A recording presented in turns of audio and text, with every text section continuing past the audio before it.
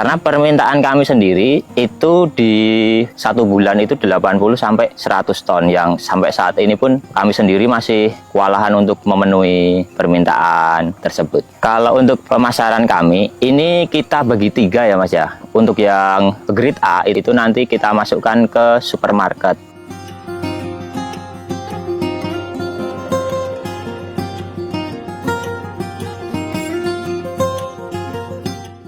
Assalamualaikum warahmatullahi wabarakatuh. Salam sejahtera untuk kita semua. Om Swastiastu, nama budaya, salam kebajikan rahayu. Perkenalkan, nama saya Bondan Satria Yudi. Saya lahiran tahun 98. Untuk usia saat ini 27 tahun. Untuk alamat saya di Mendiro, RT 03 RW 26, Sukoharjo, Ngaglik, Sleman, Yogyakarta. Usaha yang saya geluti saat ini adalah budidaya pepaya California. Alasan saya memilih pepaya California itu adalah perawatannya tidak begitu intensif ya, seperti komoditas-komoditas seperti yang lain. Kemudian pepaya ini dia setelah bisa dipetik di usia 6 sampai 7 bulan, ini dia tidak perlu menanam lagi sampai usia 3 tahun. Kalau memang perawatannya bagus, nanti dia bisa panen berkala. Kalau dari segi potensi pasar ya, ini memang sangat masih terbuka lebar. Karena pepaya California ini dia tidak semua petani itu mau menanamnya. Karena apa? Karena pepaya ini dia membutuhkan waktu yang lumayan lama untuk dia bisa menghasilkan itu. Karena pepaya ini dia dari mulai dipindah tanam, ini bisa dipanen di usia 6 sampai 7 bulan. Sehingga tidak banyak petani yang mau menggeluti usaha ini. Nah, justru hal ini adalah peluang ya untuk kita ini yang petani-petani memang bermental fighter ini ya. Karena permintaan pepaya di pasar ini memang masih sangat kurang-kurang sampai saat ini. Karena permintaan kami sendiri itu di 1 bulan itu 80 sampai 100 ton yang sampai saat ini pun kami sendiri masih kewalahan untuk memenuhi permintaan tersebut. Kalau untuk pemasaran kami, ini kita bagi 3 ya Mas ya. Untuk yang grade A itu yang dengan berat 1 sampai 1,8 kilo itu nanti kita masukkan ke supermarket. Kemudian untuk yang grade B itu yang 0,8 sampai 1 kilo itu nanti itu kita kirim keluar kota. Karena di luar kota juga permintaannya lumayan. Kemudian yang grade C ini dia yang 0,8 ke bawah. Itu untuk memenuhi permintaan pasar lokal. Kalau untuk pemasarannya sendiri itu yang utama kan yang pasti dari kualitas produk kita sendiri dulu ya. Karena kalau kualitas dari produk kita itu memang kurang bagus, mau kita menawarkan sampai manapun juga kewalahan. Jadi yang utama memang kualitas dulu, kemudian bisa juga ditawarkan lewat media sosial ya. Karena bertani di era sekarang kan sudah didukung dengan masifnya perkembangan media lah. Kemudian bisa juga kita silaturahmi ke sana kemari lah untuk harus semangat menawarkan produk kita sih. Asal produk kita berkualitas dan memang ada semangat ya bismillah diterimalah gitu. Kalau untuk pepaya California ini dia pada umumnya dipanen setiap 7 hari sekali. Nah, cirinya seperti apa? Itu warna buahnya, kulitnya masih hijau, tapi hijaunya ini agak sedikit kusem. Kalau petani bilang ini mengkal seperti itu. Kenapa dipetik masih hijau? Nah, ini agar saat proses packing dan pengiriman keluar kota ini buah ini masih aman. Karena nanti dia akan matang saat di perjalanan. Kalau dari kebun itu dipetik pas sudah matang, nah itu nanti saat di perjalanan bisa dipastikan buahnya banyak yang rusak.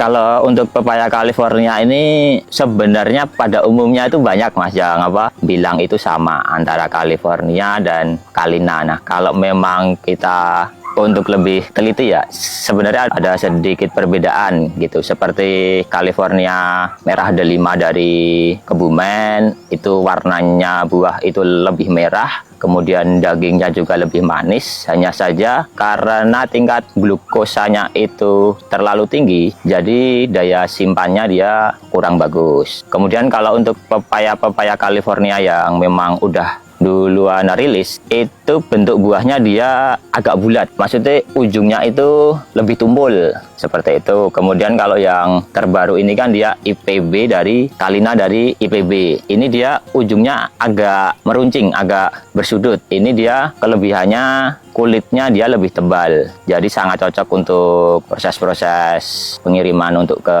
luar kota seperti itu. Untuk pola budidaya pepaya California ini, itu hal utama yang harus diperhatikan adalah saat olah lahan ya. Kenapa? Karena proses ini sangat menentukan nanti berlangsungnya budidaya ini akan banyak menemui kendala atau tidak. Kalau untuk proses yang saya lakukan itu ya, yang pertama kan dibajak dulu, kemudian kita buat bedengan itu dengan as 2,5 seperti itu. Itu nanti akan terbentuk bedengan kurang lebih ukurannya 1,5, kemudian ukuran paritnya 80. Kenapa 80? Karena agar nantinya saat kita panen bisa dilewati untuk akses ya. Kemudian setelah pembentukan bedengan ini nanti kita masukkan pupuk dasar berupa fosfat. Nanti bisa pakai merek dagang Vertipos ataupun biofosfat dan sejenisnya. Tak lupa juga itu nanti harus dimasukkan juga kapur pertanian seperti dolomit. Nah, kalau untuk pepaya California ini setahu saya ini bisa ditanam untuk maksimal MDPL 600. Jadi dia lebih ke MDPL menengah ke bawah sih. Ini kalau untuk dari segi kendala ya, kan jauh berbeda ya. Kita nanam pepaya beberapa pohon hanya di halaman rumah dengan menanam secara masif di lahan. Itu penanganannya tentu saja berbeda. Nah, kalau penanganan yang saya lakukan itu 1 minggu sekali itu rutin untuk spray bakterisida. Karena pepaya ini dia lebih rentan terkena bakteri dan juga virus. Kalau untuk dari fungisida dan inseknya itu nanti menyesuaikan kendala di lahan saja. Kalau untuk pemupukannya sendiri itu harus rutin di 1 minggu sekali. Karena apa? Karena kalau pemupukan pepaya ini sampai terlambat itu nanti bunganya saya pastikan tidak akan maksimal.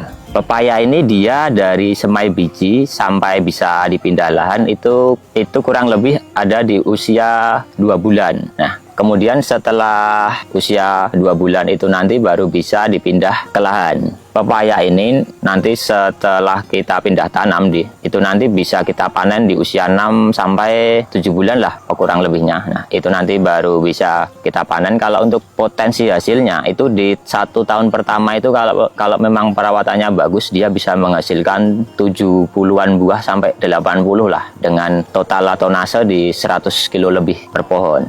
Pepaya California ini dia jenisnya memang ya seperti inilah, rata-rata 50 cm dari tanah. Pepaya California ini kan yang mempunyai nilai ekonomis yang tinggi itu yang bentuknya lonjong. Padahal pek-pekan si benih ini presentasinya itu kalau sekarang bisa dikatakan hanya 60/40%. Nah, bagaimana cara mensiasatinya? Kalau yang saya lakukan itu kita tanamnya 1 titik lubang tanam itu kita beri 2 bibit. Kenapa 2 bibit? Ini nanti akan kita seleksi mana yang bentuknya bulat, mana yang bentuknya lonjong. Bagaimana kalau dua-duanya lonjong? Nah, itu harus tetap kita seleksi 1 agar perkembangannya nanti tetap bisa maksimal. Nah, apesnya ini nanti kita dua-duanya ini buahnya bulat.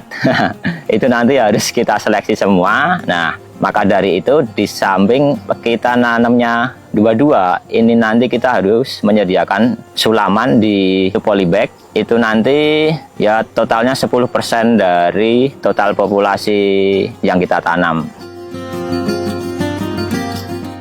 Pepaya ini adalah tanaman yang tidak mau terlalu banyak air, tetapi juga tidak mau kekurangan air. Nah, maka dari itu untuk teman-teman yang mau berbudidaya, ini drainasenya ini harus benar-benar diperhatikan ya, agar jangan sampai tergenang. Karena kalau sampai tergenang, ini nanti akarnya dia akan busuk. Untuk teman-teman yang nggak tertarik di budidaya pepaya California, nantinya kalau memang mau belajar, nanti bisa belajar bersama dengan saya, bisa langsung datang ke alamat saya atau bisa menghubungi lewat media sosial saya. Kemudian untuk teman-teman yang sudah menanam, ini masih bingung marketnya mau dijual kemana, nanti bisa menghubungi saya juga, nantinya bisa saya bantu. Nantinya bisa menghubungi nomor WhatsApp saya di 0821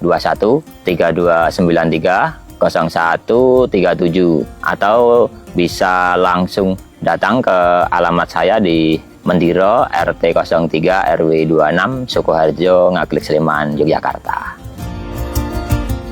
Untuk teman-teman kaula muda di luar sana, kalau memang tertarik di dunia pertanian, ayolah kita sama-sama terjun ke dunia pertanian, karena menjadi petani itu adalah profesi yang mulia karena menyangkut hajat hidup orang banyak untuk menyediakan makan ya. Kemudian menjadi petani di era sekarang juga keren kok, seperti itu. Dan dari segi ekonomisnya ini memang sangat menjanjikan kalau memang dikelola dengan manajemen yang baik.